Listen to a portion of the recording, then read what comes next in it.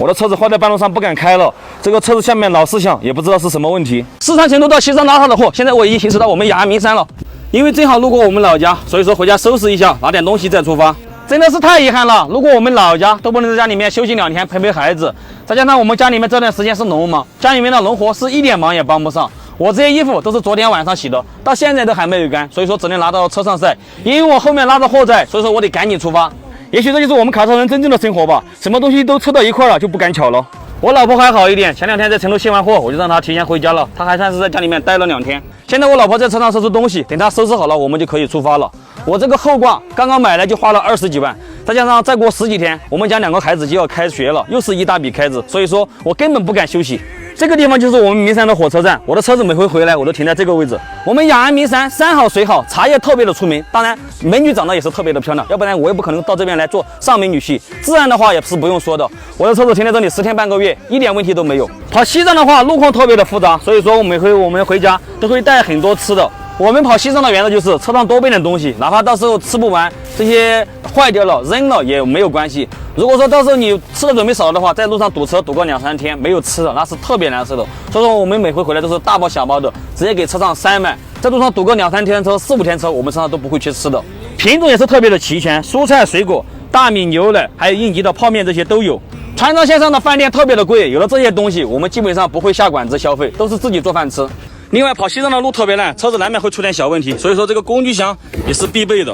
这一套工具很齐全，一共48件，超级全，基本上干活路上要用的什么工具都有了。家里车上都备上2套，这次我帮大家给官方争取到2000个同款工具箱套装给到大家，名额更多，几率更高，纯为爱发电、掰手套筒都是装备里面的。这一套工具都齐活了，经常出车的就更不用说了。收纳也方便，放着也不碍事，超实用。专属链接我给放评论区置顶了，想要的这回抓紧点，链接还在就说明还有库存。说好了没有特殊门槛，就是先到先得的事，多拉几个手机，多登几个账号，都来点链接吧。现在所有的东西都已经收拾好了，咱们直接出发。这一车货虽然说不是很赶时间，但是路上不确定的因素实在是太多了，搞不好在哪里又堵车了，所以说我们要抓紧一点时间。再加上这一段时间本来就是我们冷藏车的旺季，所以说我更要跑快一点，到时候把货卸完，好拉下一趟货。我这一辆车子买回来，主要是为了让它跑川藏线。第一是要比我之前的车子短1米，转弯半径肯定要小一点，拐弯那些的话也要顺畅一点。第二，车子是气囊桥的，遇到烂路或者恶劣路况，要比钢板桥的车子平稳一点，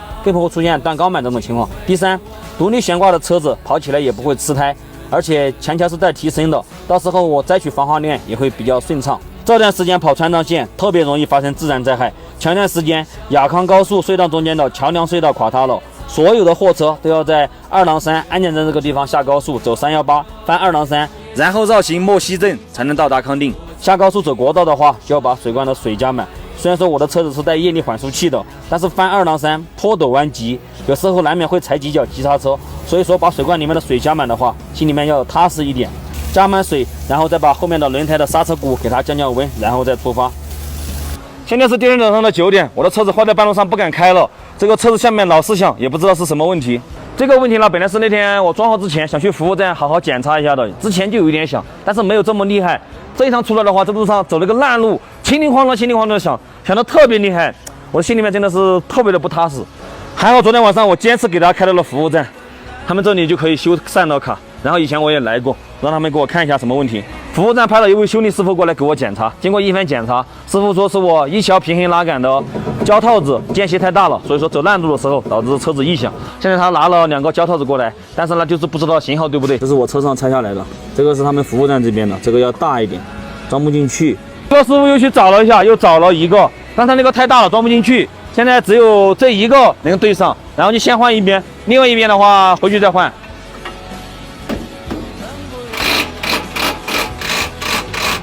现在已经把这边想到最厉害的给它处理了，那边的话就没有货，然后就先不管。还好问题被找到了，然后影响也不大。之前我就是怕一直一响，也不知道哪里的问题，我下来看了好几圈也没找到问题，就怕车子你说一下坏在路中间走不了了，这个就麻烦了。还好开到服务站来检查，人家说没有问题。下次的话在装货之前还是要把车子弄好。那天的话确实因为货主比较着急，然后让我赶紧过去装货，所以说这个问题就没弄。还好这边我比较熟悉，知道这里有服务站，过来给他处理了。好了，朋友们，今天视频就到这里了，再见，我要出发赶路了。